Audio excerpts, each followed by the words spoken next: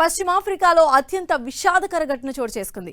Sahara ఎడారిలో తాగేందుకు నీరు దొరక్క దాహంతో 49 మంది ప్రాణాలు కోల్పోయారు. వీరు ప్రయాణిస్తున్న ట్రక్కు ఆగిపోవడంతో వీరంతా కొన్ని రోజుల పాటు ఎడారిలో నిలిచిపోయినట్లు అధికారులు తెలిపారు. నైగర్ దేశంలో ఈ దుర్ఘటన చోటు చేసుకుంది.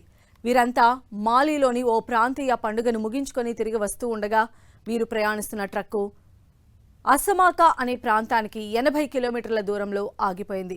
అయితే ఈ ప్రాంతం నిర్మానుష్యంగా ఉండడంతో సాయం చేసేవారు దొరకలేదు. దీంతో అందులోని ప్రయాణికులంతా కొన్ని రోజుల పాటు ఎడారిలోనే ఉండాల్సి వచ్చింది. అయితే నీటి జాడ లేకపోవడంతో వీరంతా అల్లాడిపోయారు. చివరకు ఇద్దరు వ్యక్తులు దాదాపు 50 కిలోమీటర్లకు పైగా కాలినడకన వెళ్లి నీరు తాగి అక్కడి నుంచి అసమాకాకు చేరుకున్నారు. అక్కడ అధికారులను కలిసి విషయం చెప్పారు. అప్రమత్తమైన అధికారులు ఘటనా స్థలానికి చేరుకోగా హృదయ విదారక దృశ్యాలు కనిపించాయి. ట్రక్కు నిలిచిన చుట్టుపక్కల డజన్ల కొద్దీ మృతదేహాలు కనిపించాయని అధికారులు తెలిపారు. విపరీతమైన వేడి, ఉక్కపోత, నీరు లేక 49 మంది ప్రాణాలు కోల్పోయినట్లు వెల్లడించారు. అయితే వీరు ఎడారిలో ఎన్ని రోజులు చిక్కుకుపోయారన్న దానిపై స్పష్టత లేదు.